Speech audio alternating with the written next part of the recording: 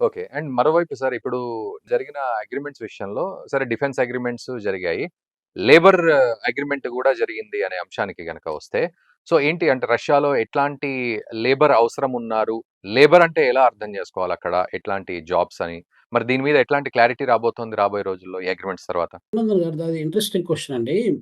ఇప్పుడు యాక్చువల్‌గా మొన్న నేను ఇక్కడికొచ్చినప్పుడు గూడా ఇమ్మిగ్రేషన్‌లో చూస్తే చాలామంది ఇండియన్స్ కనిపిచ్చారు. జనరల్‌గా నేను ఎప్పుడొచ్చినా గూడా ఇండియన్స్ అంత పెద్ద మొత్తంలో కనిపించలేదు. అంటే కొద్దిమంది స్టూడెంట్స్ ఎవరో అక్కడక్కడో 5, 10 మంది కనిపిస్తారు తప్ప, దాదాపు ఒక 100 మంది పైన భారతీయులు నాకు ఇక్కడ మాస్కోలో ఇమ్మిగ్రేషన్ అక్కడ లైన్ కట్టినప్పుడు కనిపిచ్చారనమాట. దానిలో పాయింట్ ఏంటంటే రఘునందన్ గారు, రష్యా మొత్తం జనాభా 147,000,000 పీపుల్ అండి ఇక్కడ. 147 అంటే మనకు 15,00,00,000 కంటే తక్కువ. హ్మ్. 14,70,00,000 మంది మాత్రమే ఇక్కడ జనాభా.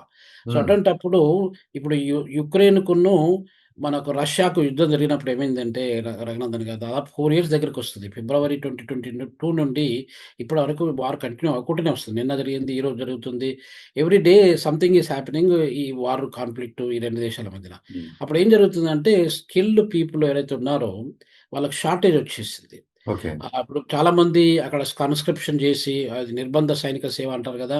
హ్మ్. కన్‌స్క్రిప్షన్ జేసి యూత్ ఎక్కువ మంది మళ్ళా ఈ వార్ ఫ్రంట్‌కెళ్ళిపోవడం గాని, ఇలా ఉన్నప్పుడు ఇక్కడ లేబర్ షార్టేజ్ వచ్చింది. హ్మ్. ఆ లేబర్ షార్టేజ్ ఎస్టిమేషన్ చూసుకున్నట్టయితే రఘునందన్ గారు, దాదాపు 10,00,000 పైన ఇక్కడ మనకు లేబర్సు అవసరమనమాట. లేబర్స్ అంటే అది సెమీ స్కిల్డ్ లేబర్స్ కావచ్చు, నార్మల్ స్కిల్డ్ లేబర్స్ కావచ్చు, హైలీ స్కిల్డ్ లేబర్స్ కాకుండా no skilled, semi skilled labourers అవసరం చాలా ఉందండి. అంటే హ్మ్. ఫిట్టర్స్ కావచ్చు, ప్లంబర్స్ కావచ్చు, మెకానిక్స్ కావచ్చు, ఎలక్ట్రీషియన్స్ కావచ్చు, ఇట్లాంటి పనులలో అంటే డిఫరెంట్ డిఫరెంట్ సెక్టార్‌లో పనిచేసేటువంటి కన్‌స్ట్రక్షన్ ఇండస్ట్రీలో పనిచేసేవాళ్ళు కావచ్చు. సో, దీంట్లో మన యొక్క ఇప్పుడు భారతదేశం అనేది హ్యూమన్ రిసోర్స్‌లో పరంగా చూసుకున్నట్టయితే we're highest one of the largest exporter of human resource to the world అండి. ఇప్పుడు హ్మ్. హ్మ్. యూఎస్‌కెళ్ళినా, యూరోప్‌కెళ్ళినా, ఎక్కడికెళ్ళినా కూడా మన రిసోర్సెస్ కనిపిస్తా ఉంటాయి. అవును. సో, కాబట్టి అదొకటి ఇంపార్టెంట్ పాయింట్ అండి. యావరేజ్‌గా 50,000 మంది భారతీయులకు ఇక్కడ ఉద్యోగాలు దొరకడానికి చాలా అవకాశాలున్నాయండి. కాపోతే మొత్తం భారతీయుల యొక్క సంఖ్య, రష్యాలో ఉండే భారతీయుల యొక్క సంఖ్య అంత పెద్ద మొత్తంలో లేదు. ఓకే. మిగతా కంట్రీస్‌తో కంపేర్ చేసినప్పుడు యూఎస్‌లో గాని, సౌత్ ఆఫ్రికా గాని చూసుకున్నట్టయితే మీకు కెన్యాలో గాని, ఉగాండాలో గాని మన వాళ్ళు కొన్ని లక్షలల్ల, కొన్ని మిలియన్స్‌లలో సో, ఇప్పుడు ఉన్నారు. రష్యాకి గూడా ఇక్కడ పెరిగే అవకాశం ఉందా సార్? ఇప్పుడు యూఎస్‌తో మనకున్న పరిస్థితుల కారణంగా మీరన్నట్టు మిగతా దేశాలు ఓకే. ఇప్పుడు రష్యా పుతిన్ గూడా ఆయన వచ్చి వెళ్లారు గాబట్టి, లేబర్ విషయంలో ఎక్కువగా వెళ్ళాలి అన్నట్టు.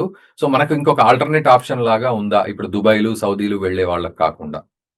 అవునండి. ఇప్పుడు మనకు రిలేషన్‌షిప్ కొంచెం స్ట్రెయిన్ అయితూ వస్తా ఉంది. పర్టిక్యులర్‌గా ఈ సంవత్సరం నుండి చూసుకున్నట్టయితే H-1B వీసాలను టైట్ చేయడం గానీ, ట్రేడ్ వార్ పెట్టడం గానీ, ఇవన్నిటి వల్ల అక్కడున్న పిల్లలకు గూడా చదువుకునే విద్యార్థులకు గూడా రకరకాల రిస్ట్రిక్షన్స్ పెట్టడం గానీ, గ్రీన్ కార్డ్‌లో గానీ, ఇట్లా ఉన్నప్పుడు ఏమైతదంటే ఆల్టర్‌నేటివ్ అప్రోచ్ మనం చూసుకోవాల్సొస్తుంది.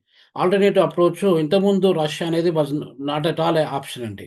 మన హ్మ్. దగ్గర కనీసం 15,000 మంది అఫీషియల్‌గా ఇక్కడ భారతీయులు, ఇండియన్స్ ఇక్కడ లీవ్ చేసేవాళ్ళు 15,000 మంది వరకు ఉండొచ్చు అంతే అసలు యాక్చువల్‌గా చెప్పాలంటే.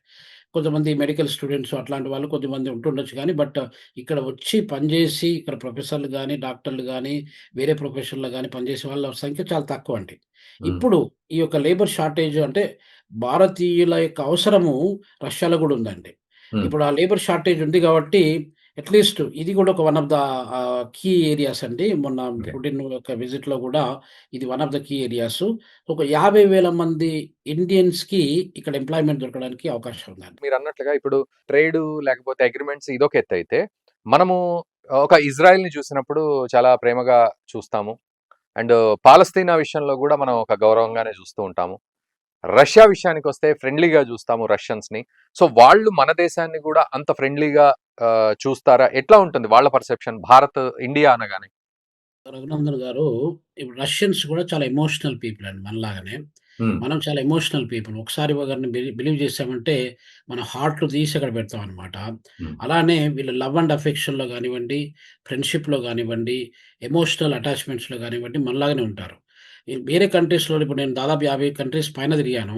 హ్మ్. వేరే కంట్రీస్‌లో అంతా love and affection, attachments, bonds, ఈ సెంటిమెంట్సు, ఈ ఎమోషనల్ ఇదనేది ఎక్కువ కనిపించదండి. హ్మ్. రష్యాలో మీకు కనిపిస్తుంది. హ్మ్. రష్యాలో ఈవెన్ పీపుల్ మనం ఒకవేళ నేను వెళ్ళిపోతుంటే క్రై చేసిన స్టూడెంట్స్ చాలామందుంటారు. So, okay. అట్లా మనకి ఇండియాలో గూడా మనకు కనిపిస్తుంది. హ్మ్. వేరే ఇప్పుడు సౌత్ ఆఫ్రికాలో పనిచేశాను నేను, నమీబియాలో పనిచేశాను, మన వేరే కంట్రీస్‌లో పనిచేశాను, హ్మ్. పాపువా న్యూ గినీలో పనిచేశాను. అట్లాంటి సెంటిమెంట్స్ ఉన్నాయన్నమాట. అంటే ఇప్పుడు జనరల్‌గా మనకు పీపుల్ యొక్క జనరల్ పర్సెప్షన్ ఏంటంటే, కామన్ పీపుల్ రష్యన్ గావచ్చు, యూత్ గావచ్చు, స్టూడెంట్స్ కావచ్చు, అన్ని రకాల స్టాఫ్ మెంబర్స్ కావచ్చు, అన్ని మేనేజ్మెంటు, యూనివర్సిటీ రెక్టార్స్, వైస్ ఛాన్సలర్ కావచ్చు. వాళ్ళ అప్రోచ్ భారతీయులకు అప్రోచ్ అనేది కంపల్సరీగా చాలా మనకు సిస్టమాటిక్‌గా ఒక రెస్పెక్ట్‌ఫుల్ అప్రోచ్ అనేది కనిపిస్తా ఉంటది. హ్మ్. ఇదే అప్రోచ్ ఇప్పుడు మన భారతీయులని ఇవ్వడం గాదు. వాళ్ళ నేచర్ అంతా అన్నమాట. వాళ్ళ నేచర్ అది. హ్మ్. ఆఫ్రికాలో వచ్చినటువంటి స్టూడెంట్స్‌ని గూడా వాళ్ళు ఇప్పుడు సపోజ్ కాంగో నుండి, నైజీరియా నుండి స్టూడెంట్స్ ఉన్నారు. నైజీరియన్స్‌ని గూడా అదే రెస్పెక్ట్‌తోని చూస్తా ఉంటారు. అంటే వాళ్ళ అప్రోచ్ డిస్క్రిమినేటరీ అప్రోచ్ కాకుండా అందరూ మనం మానవులమే, అందరూ సమానమే అని జెప్పి చూసే ఈక్వాలిటీ, ఫ్రెటర్నిటీ, లిబర్టీ అనేది ఆ ప్రిన్సిపల్స్‌తోని భాగంగా వాళ్ళు సో, ఇందులో భారత్ అనే ప్రత్యేక అది ఉంటుందా? ఇంక్లినేషన్ ఏమైనా? అంటే ఇప్పుడు స్పెషల్‌గా ఇప్పుడు మనకి ఈ మిగతా ప్రపంచంలో ఉన్న దేశాలే గాకుండా భారత్ అనేది జూసుకున్నట్టయితే 2 దేశాల్లో ఉన్నటువంటి బయలాటరల్ రిలేషన్‌షిప్ అనేది చాలా స్ట్రాంగ్ ఉందండి. మిగతా కంట్రీస్‌తోని పోల్చుకున్నట్టయితే నిజమైన మిత్రులు రష్యాకి ఎవరంటే చాలా తక్కువ మందే ఉన్నారు.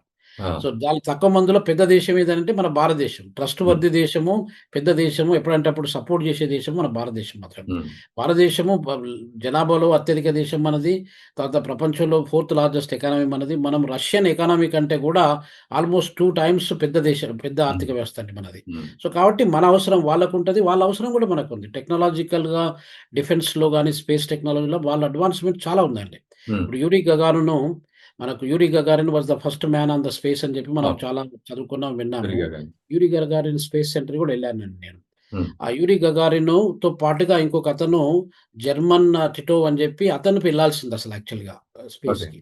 వాళ్ళ బిడ్డ గూడా మొన్న మా కాన్ఫరెన్స్‌కి వచ్చుండే వాళ్ళ బిడ్డ. అంటే హ్మ్. ఈ రిలేషన్‌షిప్ అనేది ఆ రకంగా స్పేస్‌లో పరంగా గానివ్వండి, మనకు డిఫెన్స్‌లో పరంగా గానివ్వండి, ఆ రిలేషన్‌షిప్ బావుంది. మనకు ఇండియాకు వాళ్ళకేందంటే ఇప్పుడు $66 బిలియన్ ట్రేడ్ జరుగుతుందండి వాళ్ళకి హ్మ్. మనకు. సో, కాబట్టి డెఫినిట్‌గా ఇండియాను వాళ్ళ రష్యన్స్ చాలా మంచి మంచి పద్ధతిలో వాళ్ళు మనల్ని ట్రీట్ చేసినట్టయితే వాళ్ళకి గూడా లాభదాయకంగా ఉంటుంది. So, okay. కాబట్టి Russians they are already always friendly with Indians అండి. ఇంకొకటి రఘునందన్ గారు ఇంకొక ముఖ్యమైన విషయం ఏంటంటే, ఇప్పుడు మనకు రష్యాకు ఒక ఆయిలే గాకుండా, మనము 38% ఆఫ్ ద ఆయిల్ రిసోర్సెస్ మనము రష్యా నుండి దిగుమతి చేసుకుంటున్నాము. క్రూడ్ ఆయిల్ గావచ్చు, అది నేచురల్ గ్యాస్ గావచ్చు. అంటే క్రూడ్ ఆయిల్‌లో చూసుకున్నట్టయితే దాదాపు 85% of the consumption of India is coming from Russia only. హ్మ్. 50% ఆఫ్ ద నేచురల్ గ్యాస్ కూడా మనకు రష్యా నుండి వస్తుందండి. హ్మ్. రష్యాలో మనము మొత్తం వాళ్ళ ప్రొడక్షన్ చూసుకున్నట్టయితే 49% చైనీస్ వాళ్ళు పర్చేజ్ చేస్తున్నారు. మనం 38% మనం చేస్తున్నాం. అంటే మేజర్ పోర్షన్ మీరు చూడండి ఇక్కడ దాదాపు మీకు ఒక 87% ఈ రష్యన్ ఆయిల్ అనేది మీ 2 దేశాలు మాత్రమే కొనుక్కుంటున్నాయి. హ్మ్. మిగతా యూరోప్, తుర్కీ ఒక 6% అట్లా ఉన్నది. యూరోప్ మిగతా పర్సెంట్ ఉంది గానీ తక్కువ శాతము ఇంతకుముందు వేరే కంట్రీస్ ఎక్కువ కొనుక్కుంటుండేది. ఇప్పుడు మనకు యుక్రెయిన్ వార్ తర్వాత ఎక్కువ శాతం కొనేది మనము అయిపోయామండి. ఓకే. అదొక పాయింట్. హ్మ్. ఇక రెండో పాయింట్ ఏందంటే, అంటే దాదాపు $66 బిలియన్ల అంటే 66, $70 బిలియన్ల వరకు మనము రష్యా నుండి ట్రేడ్ చేస్తున్నాం. హ్మ్. అదొకటి రష్యాకి అడ్వాంటేజ్ అది. ఎందుకంటే ఇంత పెద్ద మొత్తంలో ఆయిల్ కొనుక్కునేటువంటి దేశము వేరే ఏది లేదండి. అవును. రెండో పాయింట్ ఏంటంటే, ఇప్పుడు పుటిన్ విజిట్ తర్వాత 2 డేస్ విజిట్ తర్వాత $100 బిలియన్ హ్మ్. బహుశా రాబోయే 4, 5 సంవత్సరాలలో 2030 వరకు $100 బిలియన్ ట్రేడ్‌ను పెంచాలనేది ఒక, ఒక అంశం అండి. అది కీ ఓకే. ఆబ్జెక్టివ్ అది. అది దాదాపు ఒక స్ట్రాటజిక్ ఆబ్జెక్టివ్ అది. హ్మ్. తర్వాత రెండోదేంటంటే రఘునందన్ గారు, మనము ఆయిల్ కొనుక్కున్నప్పుడు రూపీస్‌లో పే చేయడం. అసలు హ్మ్. జనరల్‌గా ఇంటర్నేషనల్ ఫైనాన్షియల్ ట్రాన్సాక్షన్స్‌లో డాలర్‌ని ఎక్కువ యూజ్ డాలర్. చేస్తా ఉంటాము. డాలర్ దాదాపు 70% మొత్తం ట్రాన్సాక్షన్స్ అన్నీ కూడా డాలర్‌లో జరుగుతాయి. హ్మ్. ఇక్కడ రష్యాకు మనకు మంచి సంబంధం ఏంటంటే, మనం రూపీలో పే చేస్తున్నాం. హ్మ్. రూపీలో పే చేస్తున్నాం ఒకటి. తర్వాత మనము ఒక $10, $15 చీప్‌గా గూడా మనకు డిస్కౌంటెడ్ ప్రైస్ ఒస్తుంది. అవును. ఇప్పుడు ఇంటర్నేషనల్ మార్కెట్‌లో యావరేజ్‌గా $70 పర్ బ్యారెల్ ప్రైస్ ఉన్నట్టయితే, మనం ఎంత పే చేస్తున్నాం వాళ్ళకు $50, $55 పర్ బ్యారెల్ మనం పే చేస్తున్నాం. హ్మ్. అదొకటి మనకు అడ్వాంటేజ్. రెండో అడ్వాంటేజ్ మనం రూపీలో పే చేస్తున్నాం. హ్మ్. అందుగురించి రష్యన్ స్టూడెంట్స్ నన్ను ఎప్పుడూ అడుగుతుంటారు, "సార్ మీ అన్ని బిలియన్స్ ఆఫ్ రూపీస్ మా దగ్గరున్నాయి. హ్మ్. మీరెప్పుడు తీసుకెళ్తారు మీ రూపీస్‌ని మీ మీ దేశానికి" అని చెప్పి అడుగుతుంటారు. ఓకే. అంటే ఒకవేళ ఇప్పుడు మనము ఆహ్, రష్యా మన దగ్గర నుండి ఏదైనా వస్తువులు కొనుక్కున్నప్పుడు, ఆ హ్మ్. డబ్బులు మళ్ళా మనకు తిరిగిచ్చేస్తే that is how the trade takes place. Hmm. Rouble to rupees, rupee. Rupees to rouble అనేది జరుపుకుంటూ వస్తుంది.